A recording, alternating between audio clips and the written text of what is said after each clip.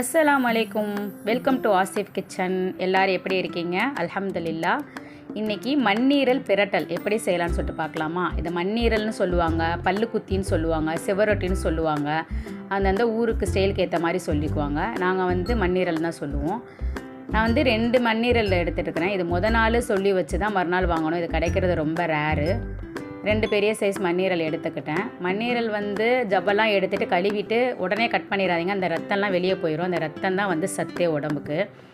மண்ணீரல் நல்லா கழுவிட்டு மஞ்சத்தூள் உப்பு போட்டு தண்ணியை கொஞ்சமாக ஊற்றி வேக வச்சுக்கோங்க. அது அப்போ அதை ரஃப்பு கொடுத்துரும். கட் பண்ணுறதுக்கு நம்மளுக்கு ரொம்ப ஈஸியாக இருக்கும்.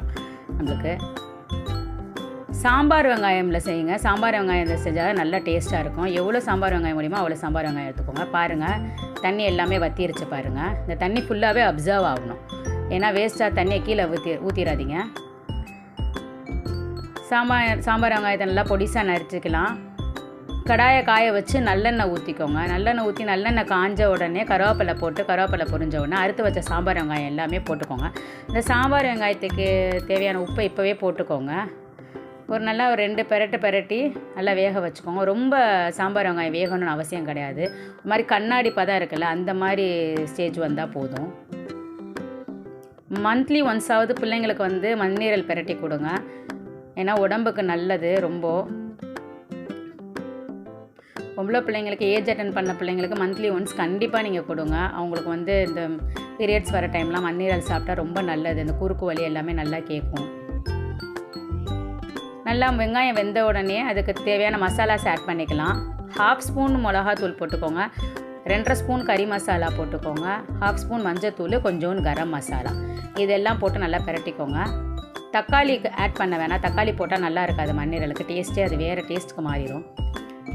மசாலாஸ்லாம் போட்டு வேக வச்ச மண்ணீரல் இருக்குல்ல, 1/2 குக்கு தான் ஆகும். அந்த கொஞ்சமாக தண்ணி ஊற்றி வேக வச்சுக்கோங்க.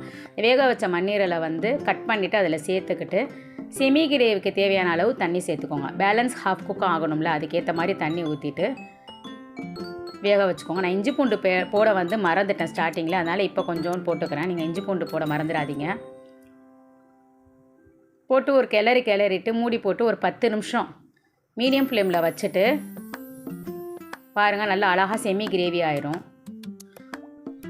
அவ்வளோதான், மண்ணீரல் முடிஞ்சிருச்சு.